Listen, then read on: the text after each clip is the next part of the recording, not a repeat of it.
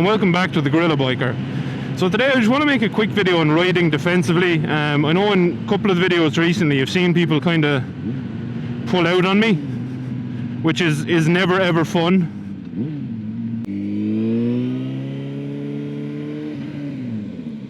Fucking hell, lad.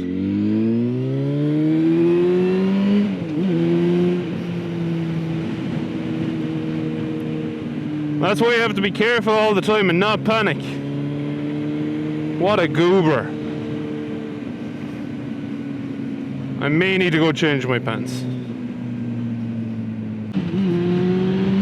So what I wanted to go through is just how to kind of watch yourself when you're riding. The main thing is don't panic, alright? And I know that's easy to say if you have a bit of experience and ride a lot, but genuinely it's don't panic. The one that was in a video I did recently, and I'll throw it up on screen now. I came up here with Kev not so long ago. Good man yourself. Don't worry about the corner there. Just cut it. I don't need my side of the road. No, everyone has forgotten that there are two sides to the road recently. Wonderful, isn't it wonderful? Basically, that happened to me as I was coming into a corner, and if you grab the front brake in that situation, which is a perfectly natural reaction, by the way, that would lead to you washing out the front end, and you'll be in trouble. You'll drop your bike and possibly get very hurt. So the main thing is, honestly, don't panic. And if you need to, like here, right, I'm touching the back brake, didn't touch the front brake. Might have been going, a little bit fast or whatever. I wasn't, but the point is, if you need to bleed off speed a little fast, touch your back brake just a smidge. Don't hammer on it or you'll lock it up. The other thing that's important is ride to what you can see. This is something that I've had a conversation with What Would Grant Do and Motor Dragon quite a bit. We talk a lot, so go give them a sub as well. Motor Dragon and What Would Grant Do, links in the description.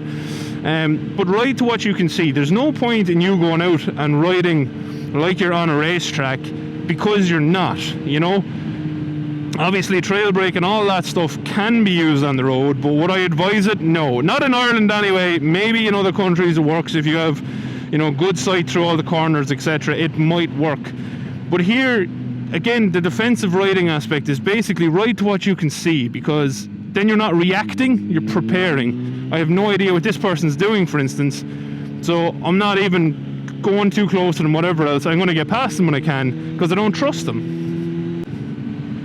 And that's the other thing. If you don't trust the driver in front of you, like I really don't trust this person, take your time, brake a lot, keep back from them, or not brake a lot, as in like stay slow, keep back from them, and just give them their space, because if they do something stupid and you don't have time to react, that could come back on you, which is no good. And then obviously if there's space to do so, get past them, but get away from them, because if you keep someone like that, who hasn't a clue how to drive on a road, and they're up behind you, and you brake suddenly, it's not a good time. So if you're going to move past them, make sure you have the road to get past them safely and get away from them, not just get past them and keep it at that. The other thing is take your time on roads you don't know, because there can be hidden exits, hidden entrances that people might be coming out of or going into. They might not see you. For instance, if there was an exit on the corner of this bend here, I would be going a lot slower. There's not, I know that, so I can tip it on a bit. But just watch for areas like that. You might not be sure where cars might come from. So again, I'm riding slowly, I'm riding to what I see. There could be a tractor around the corner, there could be a person around the corner. Gotta get milk for everybody who lives in the house. Oh God. Oh no. No.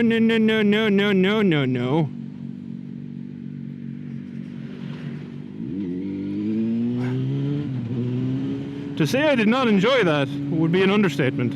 It's not a racetrack, and that's important. I can see through this corner, so I'll go a little bit faster. I can see through this corner, again, I'll go a little bit faster.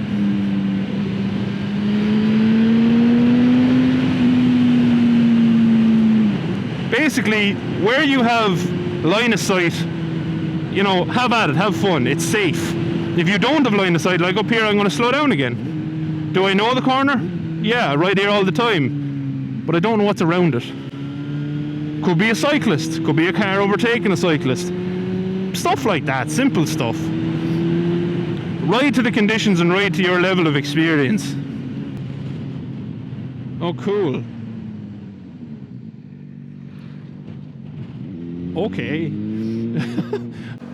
The other thing about defensive riding is you have to give yourself a chance. Now, there's a couple of things with giving yourself a chance. One of them is keeping your bike in good working order. If your bike isn't in good working order, you don't have a chance. The whole defensive thing, it's literally like, you know, giving yourself every opportunity possible. It's not like riding around, you know, with a bracer on your forearm, ready to defend. And, you know, offensive riding isn't riding around with a sword pointed at people or whatever else. Defensive is just giving yourself a chance and basically, instead of attacking a corner, defending through the corner, which is just, like I said, slowing down that little bit before the corner until you see what's in front of you. The amount of times I forget to do up my goddamn helmet strap. Ugh. It can be frustrating. Nice view though. Hello, crows. The other thing about defensive riding is always look ahead. Like, defensive riding is very simple, do you know what I mean? And I don't want to get too deep down, bogged into conversation, but basically it's look ahead of you, deal with the road that's there. You know, here's another clip of someone around a corner like this. If I'd been going faster, you know, would I have hit them? Probably, you know what I mean? Because I would have had to lean more and stuff. It's just remember, you're always on a public road, and if you can't see it, you don't know what's there, and assume the worst. Assume an entire collection of lycra-clad cyclists who are cycling 4 abreast. You know, assume that it's the safest option. That's it. At the end of the day, for the defensive riding stuff, you know, and I'll finish the video after this, it's not about how much you trust you or your skills, it's how much you trust everyone else and their skills and their levels of intelligence, because people do stupid things all of the time. So, you know, don't become someone who gets hurt by that due to someone else's stupidity because you trust that they're going to do the right thing all the time. Always assume the other person is going to do the wrong thing every time. Oh my god, and you'll be a lot better off. As my dad always said, play the percentages. It's kept me safe so far, and I hope it keeps anyone who's watching this video safe on the road, on the bike. Because you're vulnerable. It's a fact. An unfortunate fact, but a fact.